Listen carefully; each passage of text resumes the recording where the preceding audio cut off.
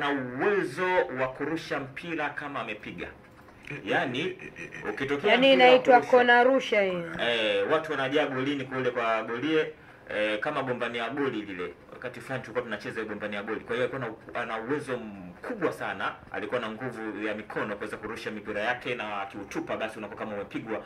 Alipata kucheza Young Africans. Anafanana kama mwanzoni, yes, mwanzoni mwa miaka ya 2000 na anafanana na Mbui Twitter, yes, ambaye Yanga walimpata huyu kutoka pale nchini Rwanda. Usajili wake ulikuwa na gumzo sana hapa mjini. Kwa hiyo kabla ya Mbui Twitter, mchezaji wa kizawa aliyekuwa na uwezo wa kufanya hivyo ni Fredi Mbuna pekee. Alikuja baadaye Shadrack Nsajigwa, lakini bado kufikia ule uwezo wa kurusha kama jinsi alivyokuwa anarusha Fredi Mbuna. Wewe kama mwananchi wa kweli kabisa unamkumbuka Fredi Mbuna huyu mcheza Yanga pia na unamkumbuka pia kwa kitu gani kingine ambacho alikifanya mitaa ya Twiga? Sawa, tuambie hapa mwananchi kupitia 0750. Kwa mitaa ya Jangwani ni kuhusiana na Nadir Halubu Ali Kanavaru, mtoto wa Kizanzibari huyu. Baadaye Yanga akampata Abdalla Shaibu Ninja.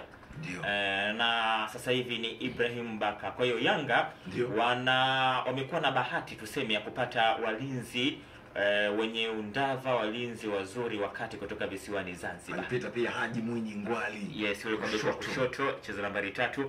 Lakini Kanavaro yeye alitokea Zenji, huko ndio alikuwa kwanza, na huyu alipewa jina la Kanavaro kutokana na staili yake ya uchezaji kufanana na mlinzi wakati wa timu ya taifa ya Italy Fabio Cannavaro. Ile Italy ya mwaka 2006 ile. Kama nikumbuka vyema, inaenda kumpiga Ujerumani chuma 2 dakika za jioni kabisa, dakika 118 pamoja dakika 120. Italia inaenda kucheza fainali na timu ya taifa ya Ufaransa, inaenda kuchukua ubingwa wa kombe la dunia.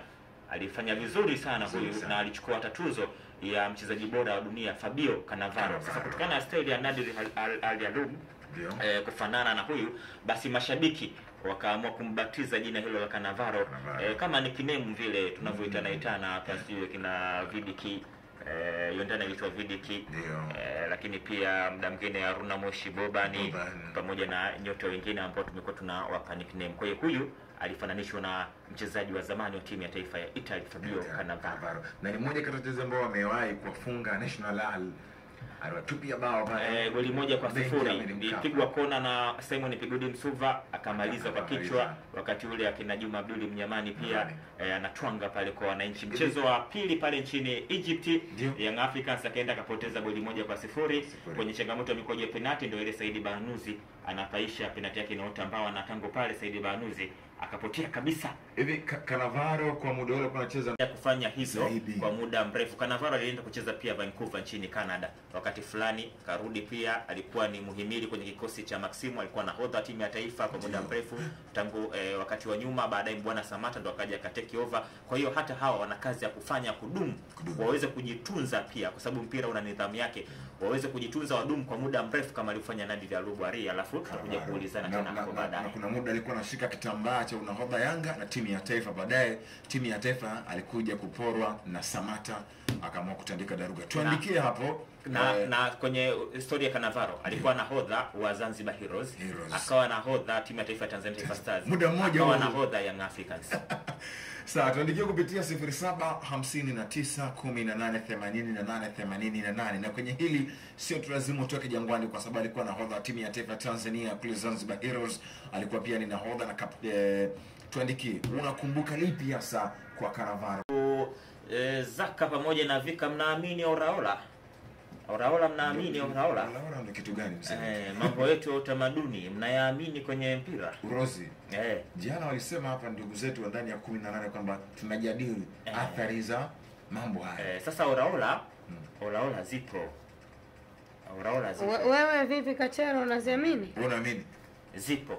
Kwenye kuamini au kutokuamini, kwa maana zinafanyaje kazi, kama zinasaidia au hazisaidii, ndio hapo sijajua. Lakini kwa maana ya uwepo, kwa sababu nilikuwa naona kwa wanapaluengo pia ndugu zangu.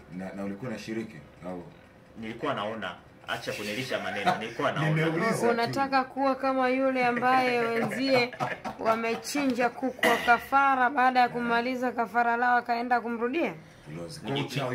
Nitakuja kwa hapa story hapa namna gani ilipuli na panda ligi kuu zimechinjwa si chini ya kuku 9 nitakuja kuwapa hiyo story namna gani Lipuli anapanda ligi kuu msimu 2017 huo 16-17 namna gani jinsi nguvu kubwa ilivyotumika. Sasa kwenye hii story ya Olaola kuna mchezaji mmoja alicheza Young Africans kwa Credo Mwaitoto. Ndio.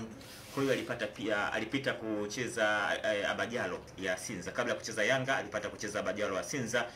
Inatajwa ni miongoni mwa wachezaji ambao ikikaribia dabi ya Kariakoo, wakati wenzao wapo camp, yeye alikuwa anaomba walao wapate hata siku 2 atoke camp kwa ajili ya kwenda kuna moja ya mzee wake mtu wake wa karibu anatajwa pia mtaalamu wa mambo ya tiba asili, mambo ya jadi, kwa ajili ya kwenda kuwekwa sawa kujiwinda na dabi ya Kariakoo ya mnyama Simba. Kocha, benchi la ufundi na viongozi wa Yanga walikuwa wanaruhusu kabisa mchezaji aende kujiandaa na ulozi. Ndio. Yaani anaomba ruhusa kambini, watu wanamruhusu, anaenda kujiandaa na mechi. Na sio kwamba anaenda kujiandaa na ulozi kama wewe unavyosema. Ndio. Anaenda kujiandaa kitiba asili. Si ndio? Tiba asili gani bwana? Unajua kwa sababu unajua tiba asili imethibitishwa hivyo, si ndio? Na watu wanajisajili kabisa, wanapewa kabisa, unajulikana. Lakini ulozi unapewa kibali. Kwanza utambuliki, unaona? Na haya mambo yanapigwa nini? Nani huyu alikuwa anafanya ulozi bwana? Kwa hiyo Olaola zipo. Inatajwa hivyo kwamba na alikuwa na wika, alikuwa na perform kwenye mechi zile za Kariakoo Derby. Wakati huo nasikiliza pia redioni. Hivi Kachero hizo Olaola zinawasaidia nini kama hata hizo kuzifanya hizo Olaola au oya alafu ukashindwa kuchukua hata kombe la mabingwa Afrika, shirikisho, kushiriki hata michuano ya kimataifa ushiriki afu unafanya oya. Za nini hizo Olaola? Kusaidia kwenye malengo yako madogo. Watu wanapaisha mpira wewe. Mimi kuna vitu yeye acheni ya mambo. Unafikiri Yanga kwa nini alikuwa nakufa kwa wanapalwengo pale Iringa? Ilikuwaje? Atuambie siri. Wewe visi viache wewe. Sikia Kachero. Hivi vitu acha. Kachero. Wewe Moringa na baki na golikipa na paisha. Kachero. Sipaze sauti sasa. Na nilikushatoka Mtozi. Tupo watatu. Tulificha goli. Hii tunaita off mic. Tulificha goli. Tushazima huko mic. Mlificha goli kwa maana goli lilihamishwa au? Tulihamisha. Kwamba ndio zile wanasema kwamba walisema anapigwa kini macho. Sasa kwamba wanaona goli hili kumbe goli haliko hapa. Sasa hiyo zile ni zinatumika pia na tembo pia. Zinatumika na tembo. Kwa hiyo tembo nini? Unamaanisha kwamba Yanga kipindi kile wanapigwa na Lipuli pale, Yanga walikuwa na uwezo, ila nyinyi ndio mlikuwa mnafanyia uchawi Yanga. Sio uchawi. Sisi tulificha goli. Bwana, hebu tuende huyu jamaa anapepesuka. Ambapo hiyo sasa kuficha goli ni uchawi wenyewe. Hiyo tiba na hiyo dawa ndio inatumika pia kwa mnyama tembo. Ya mnyama tembo hiyo. Yaani tembo anafanyaje? Kwa maana ukienda huko umeenda mawindoni siweze kudhulika. Siakuoni bwana tembo. Ndio kama yale yananiliwa alikuwa hamuoni. Ile mechi ya Kariakoo ile ya 5-1 ile. Kuna yule Ngoja Zaka. Kwa hiyo alikuwa hamuoni pale. Ndio mambo yale. Kwa hiyo mnaweza mkalaumu mtu kwenye anapiga kelele. Wewe mambo gani anafanya? Mbona watu wanapaisha hawana hawajui mpira bwana. Hamjui ushindi unapatikanaje. Shabiki oya anaweza kaishia tu kulaumu watu pale kaona kama wewe mzembe kama hujui ushindi unapatikanaje. Unajua kuna kipindi Morrison nakumbuka yuko Simba. Yaani unajua kuna goli mtu akikosa haushangai. Lakini lile goli, yani just imagine uko kwenye eneo la goli hapa karibu na useme ni mstari, lakini mpira ulipaa juu. Kwani siku ile Shauri hakukosa goli dhidi ya Betika. Kwa Betika waliogawa na inatokea kwenye mpira. Sasa wale si mapema tu wale waliwahi pale, unajua walikuwa wanafanya nini pale? Wanafanisha bonanza. Waliwahi na mechi ya kwanza ile si wamempeleka mtu pale kabla hata naniliu kawaida yao. Alafu unafanisha bonanza na guu lake la kushoto. Sasa hivi wanamuita Joshua Mutale huyu Budo Messi. Hawajafika wewe. Nasema mimi namuita Mheshimuni bwana. Hajafika huko. Yaani kwenye nini uwezo? Ameitwa Messi na nani? Acha kuitwa Luis Jose Miquissone Messi aje aitwe Budo. Yes, na kwa Singano yeye kutokana na matumizi ya mguu wa kushoto wakati ule wakamfananisha style yake ile namna ilivyokuwa anacheza kwamba na kumfananisha na Messi. Japo uwezo yes ni mbingu na ardhi. Alicheza Simba msimu wa 2013 akipandishwa kutoka timu ya vijana ya Simba, lakini pia alicheza pia Azam FC kwa Kamikate, baadaye akaenda zake TP Mazembe, akaenda zake pia Kanar Devil pale nchini Zambia. Safari yake ya soka kidogo imepitia mambo mengi, lakini zaidi aliweza kuika akiwa na wekundu wa Msimbazi Simba. Chuma cha 5 bwana, una zamani raha sana.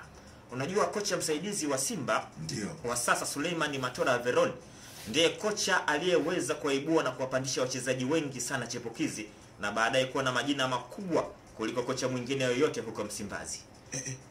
Yani hawa kina Jonas Mkude ndio ambao mnamsifu amekichafua dhidi ya Masandawana Mamelodi Sundowns. Ndio. Saidi ya Hamisi Ndemla naye msifu kwa kupiga mashuti makali. Ndio. Kuna mtu mmoja alikuwa anaitwa Abdalla Seseme. Hassan Siaka nahodha alipita pia Simba. Manyika Peter Junior. Alikuwepo. Edward Christopher alitwa Edo. Huyo alikuwa mfungaji bora kwenye michuano ya Super 8. Matola kiongoza na Juma. Yes, wakati Azam anakufa goli 3-1 dhidi ya Simba ya vijana hiyo ya moto. Simba anampiga Yanga 2015, goli anafunga Emmanuel Okwi. Kwa asilimia kubwa Simba iliundwa na vijana. Wote hao walipandishwa na Suleiman Matola. Suleiman Abdalla Matola Veroni. Tumpe heshima yake. Sana. Bonge la kocha. Ni vile tu baadaye wakawa na muimba hawamuimba wampi sifa zile ambazo anastahili kwamba bwana asiwe aondoke na nini, lakini ni moja ya makocha ambao ni tunu kwenye taifa hili la Tanzania. Chuma cha 6 Patrick Firi. Ndio. Raia wa Zambia. Kocha wa zamani wa mnyama Simba pamoja na timu ya taifa ya Zambia Chipolopolo. Je, kocha wa kigeni aliyefundisha Simba kwenye kati nyingi zaidi kwa vipindi tofauti na kufanikiwa kufanya vizuri ikiwemo kutoa ubingwa wa ligi kuu Tanzania bara bila kupoteza mchezo wote msimu wa 2010 na 11, lakini kama itoshi pia aliweka rekodi ya kuchukua ubingwa wa nani mtani jembe mbele ya wananchi Yanga. Kwa ushindi goli 3-1. Nakumbuka Felix Mumba Sunzu huyu wakati huo alikuwepo. Serika kiongozi alifunga, Ramadhan Singano pamoja na Awadhi Juma. Kama unakumbuka Juma Kaseja anafanya boko, anakosea ku control mpira alafu Awadhi Juma anamnyang'anya, anapiga, anafunga. Goli la Yanga linafungwa na Emmanuel Okwi. Kwa hiyo Patrick Fili aliweza kufundisha Simba kwa vipindi vitatu tofauti na vyote alifanikiwa kufanya vizuri, na mpaka sasa ndiye kocha anayeshikilia rekodi ya kuiwezesha Simba kuchukua ubingwa bila kupoteza beaten ya mwaka 2010 na 11 kati ya ligi kuu ikiwa na timu 12. Tukumbushe bwana, unakumbuka nini kwenye hiyo Simba pia ambayo ilitengenezwa na Matola ya kina Singano ya kina Mkude, lakini pia Vika amesema anastahili kuitwa Messi ni Luis Jose Miquissone na sio huyo Singano. Wewe ni nani? Sio Singano, Budo. Wewe unaona ni nani ambaye ana ujanja wa mguu wa kushoto ambaye anastahili kuitwa Lionel Messi? Wakati huo pia tumeuliza kuhusiana mambo ya ulozi. Wewe unaamini kweli ulozi unasaidia kwenye mpira wa miguu?